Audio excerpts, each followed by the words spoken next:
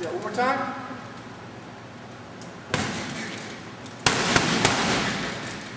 Keeping those tight.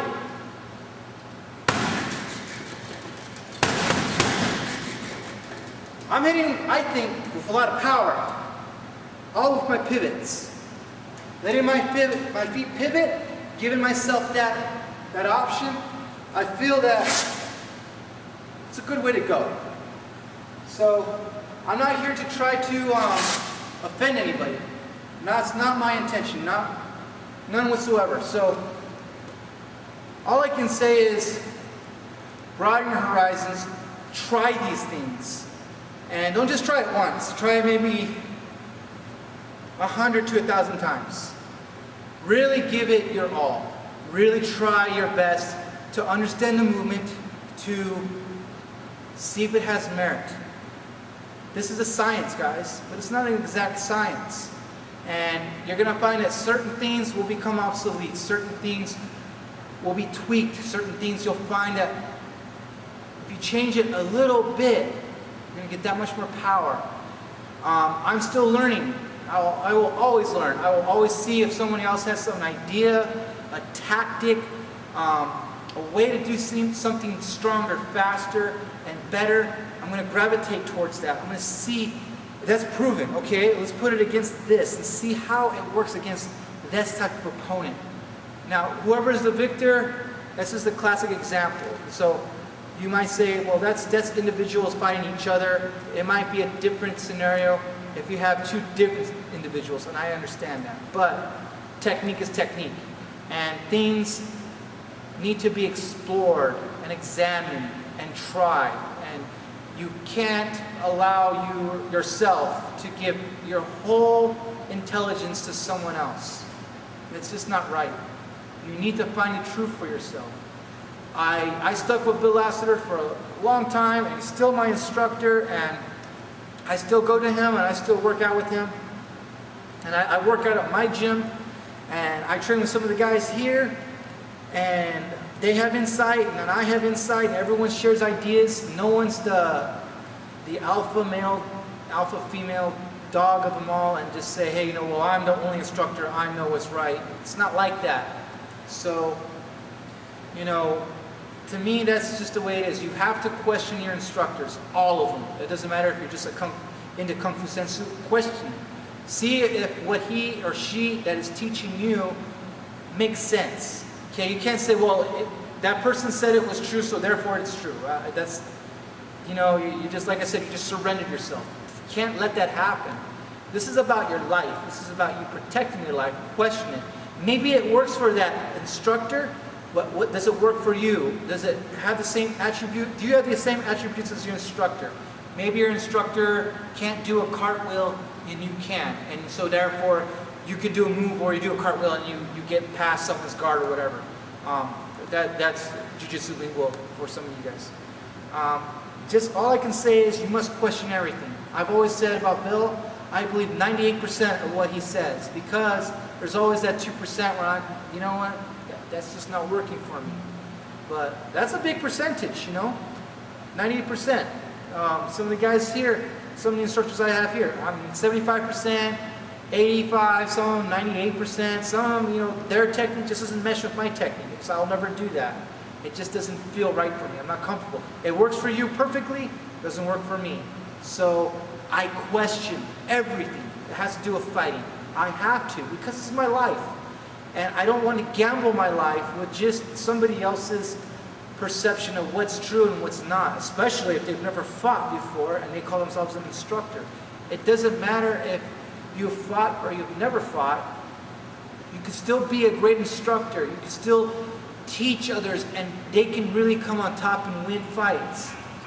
But you as an individual, as yourself, must take it upon yourself to explore and try things and test things out and see if things make sense to you.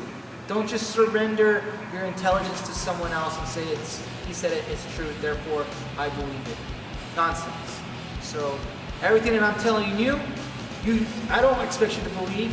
What I expect you to do is try it for yourself and go from there. One last thing I would want to mention in this video is my eyes. I almost forgot to mention this, is when you're throwing punches, and when we talked about turning your head, here's an experiment right now that you can do.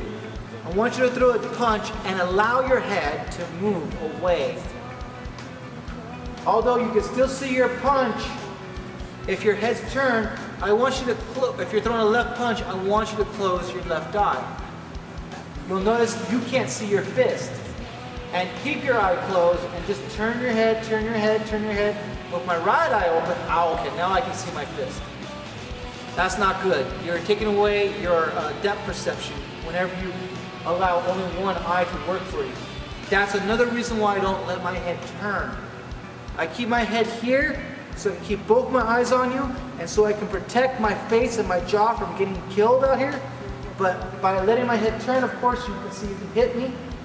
But the other thing is, I'm only using one eye to see you. Not good.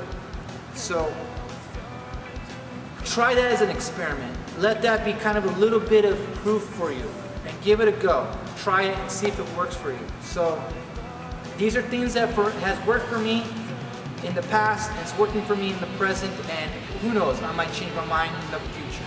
But it's going to take a lot to change my mind, and the only way it's going to change my mind is when I test it, and if I've proven it, that's the only way I will agree upon it. Okay? I don't mean to offend anybody. It's not my intention, and that's not my goal. I don't want to offend anybody. I don't mean to name call. I don't. That's just the way I come off.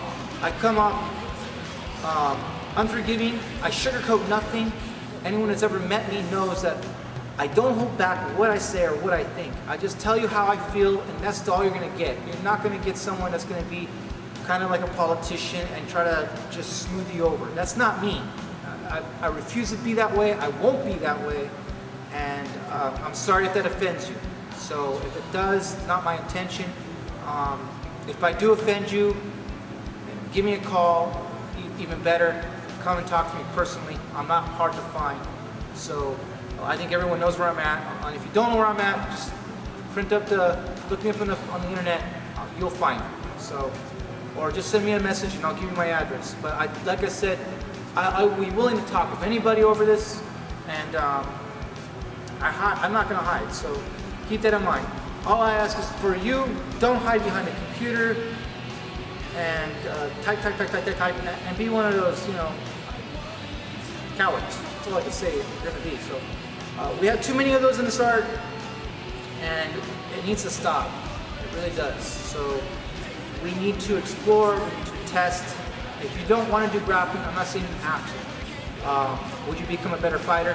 Hell yeah, you would be. You would be way more experienced in fighting. You'll be maybe the best in the world in Fu San Soo. But there's another world out there. Okay? If you're only in Fu San Soo, you're only in that bubble. There's other things to understand out there. There's so much technique that is beautiful and that is awesome and works and is proven. So, once again, my name is Jeff Rader, and I don't want to offend anybody. I just want to state my case. And all I can say is, pivoting is good. Pivoting works. Pivoting is proven.